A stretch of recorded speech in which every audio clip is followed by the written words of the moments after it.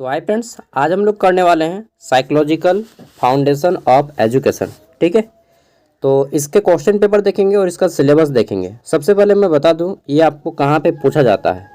देखिए, यह आपका एक अंडर ग्रेजुएट प्रोग्राम यानी कि यूजी में पूछा जाता है, पीजी में पूछा जाता है, और कोई एमएड करता है। ठीक है, एमएड करता है मास्टर ऑफ एजुकेशन, तो उसमें पूछा जाता है। आप किसी में भी पढ़ाई करते हो सभी में काम देगा। हालांकि मैं बता देता हूँ, ये जो क्वेश्चन पेपर है, क्वेश्चन पेपर देख लीजिए पूरा। ठीक है, ये आपका एमएड में पूछा गया क्वेश्चन पेपर है, और ये जो सिलेबस मैं दिखा रहा हूँ ये रांची यूनिवर्सिटी का सिलेबस है, जो कि ग्रेजुएशन सेमेस्टर 4 का है। ठीक है, तो मैंने देखा कि क्वेश्चन इनका सिलेबस और एमएड का क्वेश्चन पेपर दोनों सेम है। उसके बाद मैंने एक एमए जो साइकोलॉजी करते हैं कुछ लोग ऑनर्स, उसका देखा, उसका भी सेम है। ठीक है, तो कोई भी हो ऑनर्स कुछ भी हो, अगर आपको पढ़ना है साइकोलॉजिकल फाउंडेशन ऑफ एजुकेशन तो ये आपके काम में आएगा। ठीक है, चलिए देखते हैं यहाँ पे। तो सेमेस्टर 4 में जनरली पूछा गया था। सिलेबस पहले देख लेते हैं। ये रहा आपका सिलेबस। ठीक है, हो सकता है आप दूसरा स्टूडेंट हो बट आपको सेम सिलेबस पढ़ना है। ठीक है, पहला है आपका relation between psychology and education. ठीक है, यानी कि आपका मनोविज्ञान और शिक्षा के बीच में क्या जुड़ाव है वो पढ़ना है। दूसरा पढ़ना है stage and types of human development and there educational significance. ठीक है, थर्ड आपको पढ़ना है learning concept and theories. Okay, and fourth पढ़ना है आपको इंटेलिजेंस के बारे में, यानी कि बुद्धिमत्ता के बारे में। ठीक है, उसके बाद इस सब्जेक्ट में आपका प्रैक्टिकल भी होता है, तो ये प्रैक्टिकल का सिलेबस है। अब हम लोग क्वेश्चन देखते हैं कि क्वेश्चन पेपर में किस टाइप के क्वेश्चन आपको आते हैं। तो 2024 में पूछा गया ये क्वेश्चन पेपर है। ठीक है, आप कोई भी एग्जाम दे रहे हो सभी क्वेश्चन को सॉल्व करके जाएं, आपके एग्जाम में आने की संभावनाएं रखती हैं। ठीक है, और ये सभी आपके लॉन्ग आंसर टाइप क्वेश्चन हैं।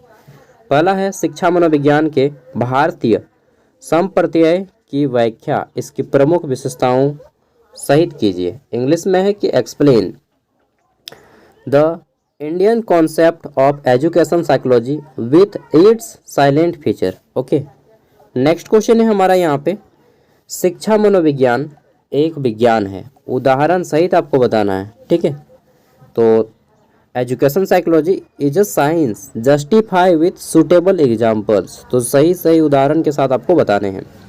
थर्ड नंबर है आपका यहाँ पे मानवतावादी मनोविज्ञान की प्रमुख विशेषताओं का वर्णन करें। ठीक है, इसके शैक्षिक निहितार्थों का उल्लेख करें। Describe the main characteristics of humanistic psychology, also mention it's educational implication. अरे यार, मतलब बूढ़ा बूढ़ी सब ना बैठ लेता है 10-12 को एक जगह और वहाँ पे गजर गजर करते रहता है, और जनरली ये मेरा घर के नीचे में ही होता है। हम परेशान हो जाते हैं यार एकदम। और सबका चवाई चुगली, इसका चवाई चुगली, उसका चवाई चुगली। चाहे शहर हो चाहे गांव, जहाँ 5-6 को मिल गया तो वहाँ पे अपना मंडली बैठा देगा ना। एग्री करते हैं कि नहीं इस बात से? चलिए जो भी है, बट यार सब है, सब सही है भाई। अगला है शिक्षा मनोविज्ञान के व्यवहारवादी उपागम के शैक्षिक निहितार्थों का उल्लेख उचित उदाहरणों के साथ कीजिए। देखिए, जो भी क्वेश्चन का आप आंसर कर रहे हैं विथ एग्जाम्पल करें। ठीक है, सब में आपको विथ एग्जाम्पल मांगा गया है। Mention the educational implication of behavioristic approach to educational psychology with appropriate examples. और नेक्स्ट क्वेश्चन, और इसमें पूछा गया है कि मानव विकास जो ह्यूमन डेवलपमेंट होता है वह बताना है क्या है।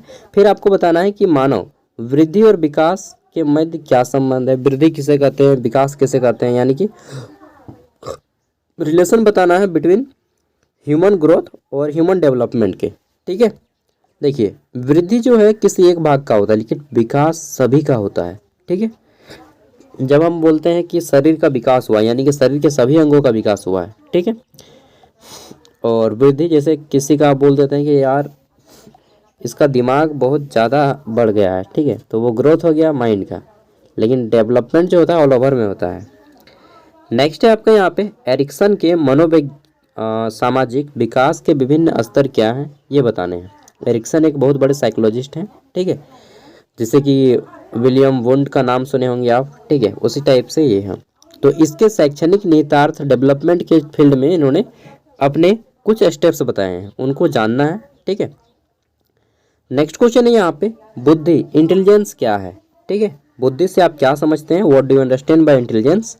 और गार्डनर मतलब गार्डनर का हिंदी होता है माली लेकिन गार्डनर यहाँ पे एक साइंटिस्ट है, ठीक है, साइकोलॉजिस्ट है। और बताना है कि गार्डनर की बहुबुद्धि सिद्धांत का उल्लेख इसके शैक्षिक निहितार्थों सहित कीजिए। जो गार्डनर ने कॉन्सेप्ट दिया है, थ्योरी दिया है इंटेलिजेंस के, वो आपको बताने हैं, ठीक है। देखते हैं तो हमारा नेक्स्ट क्वेश्चन इसमें पूछा गया है कि सृजनात्मकता का प्रत्यय दीजिए, ठीक है, describe the concept of creativity. और फिर पूछा गया है कि विद्यार्थियों की सृजनात्मकता को मापने हेतु किसी परीक्षण की विस्तृत व्याख्या कीजिए। देखिए हम लोग बोलते हैं कि व्यक्ति को क्रिएटिव होना चाहिए, मतलब अलग अलग सोच, अलग अलग खोज की विचारधाराएं रहनी चाहिए। तो ये जो स्टूडेंट है, विद्यार्थी, इसमें सृजनात्मकता को मापने के लिए कोई टेस्ट भी होता है क्या, वो आपको बताना है, ठीक है। एक्सप्लेन एनी वन टेस्ट, कोई एक टेस्ट को बताना है जिससे आप मेजर कर सकते हैं क्रिएटिविटी को, ठीक है। तो क्रिएटिविटी को अगर आप मेजर करना चाहते हैं तो उसको प्रैक्टिकल देखिए, ठीक है, कि प्रैक्टिकल करके दिखाओ किसी भी चीज़ में आप डिफरेंट क्या करते हैं, चाहे वो लाइफ के फील्ड में हो, जैसे जनरली आदमी करता है क्या, जो नौकरी है वही नौकरी करता है, ठीक है। तो ये कोई क्रिएटिविटी नहीं है, जो क्रिएटिविटी पर्सन है कुछ डिफरेंट करना चाहेगा, अगर सर्विस भी करेगा तो वो थोड़ा डिफरेंट करेगा, ठीक है। भेड़ चाल में शामिल नहीं होगा क्रिएटिव पर्सन। जो क्रिएटिव व्यक्ति होगा, सृजनात्मक व्यक्ति होगा, वह कभी भेड़ चाल में शामिल नहीं होगा, ठीक है। अगला है, व्यक्ति को परिभाषित कीजिए, व्यक्तित्व, पर्सनालिटी बताना है कि पर्सनालिटी होता क्या है। और फिर आपको व्यक्तित्व के प्रकार, उपागम को बताना है कि कितने टाइप से पर्सनालिटी होता है। हम लोग बोलते हैं यार क्या पर्सनालिटी है इसकी ना, तो जब हम किसी को फर्स्ट टाइम देखते हैं तो बोलते हैं wow this is great personality यार, ठीक है। तो और उसके फैन हो जाते हैं ना, सोचते हैं किसी तरह से काश उसको। चलिए, तो ये सब आप बैचलर लाइफ में तभी तक काम देगा, उसके बाद पर्सनालिटी वगैरह मत देखिएगा, नहीं तो फिर मुश्किल खड़ा हो जाएगा। चलिए नेक्स्ट हमारा क्वेश्चन है कि यहाँ पे right short note on the following. तो यहाँ पे पहला है आपका concept of mental health. Mental health क्या होता है, कॉन्सेप्ट ऑफ एडजस्टमेंट यानी कि मानसिक स्वास्थ्य का संप्रय और समायोजन का संप्रय, ठीक है। तो ये कुछ क्वेश्चन है जो कि आपकी प्रीवियस ईयर एग्जाम में पूछे गए थे और आई होप कि आपके एग्ज़ाम में अच्छा करें। बाकी देखिए साइकोलॉजी और मैथ एक कॉमन चीज़ है, क्या मालूम है, साइकोलॉजी और मैथ में ये कॉमन चीज़ है कि दोनों का क्वेश्चन अगर आप समझ गए तो बना लीजिएगा, ठीक है। मेन चीज़ है मैथ या साइकोलॉजी हार्ड नहीं होता है, इसका लैंग्वेज हार्ड होता है, ठीक है। मैथ या साइकोलॉजी हार्ड नहीं होता है, इसका लैंग्वेज हार्ड होता है, ठीक है। इसलिए इसका लैंग्वेज को समझिए, अगर आप समझ गए तो बन जाएगा और नहीं समझे तो फिर गोल गोल घुमा घुमा के लिखते रहिएगा। चलिए थैंक यू, बाय, मिलते हैं नेक्स्ट वीडियो में।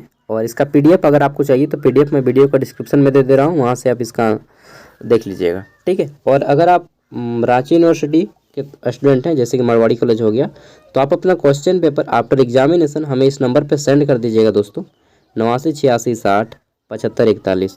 बट वाई, क्योंकि अगर आप सेंड कीजिएगा ना तो मैं इसी तरह से आपके जो जूनियर कैंडिडेट आएंगे उसको जेन्युइन क्वेश्चन पेपर दिखा पाऊँगा, ठीक है। तो प्लीज़ अपना क्वेश्चन पेपर सेंड कर दीजिएगा और बाकी एग्ज़ाम में दोनों रख लीजिएगा। अगर आप रांची यूनिवर्सिटी के स्टूडेंट हैं तो ये भी सिलेबस भी और ये आपका प्रैक्टिकल वाला भी, ठीक है। और अपना क्वेश्चन पेपर प्लीज़ सेंड कर दीजिएगा, मैं वेट करूँगा। बाय।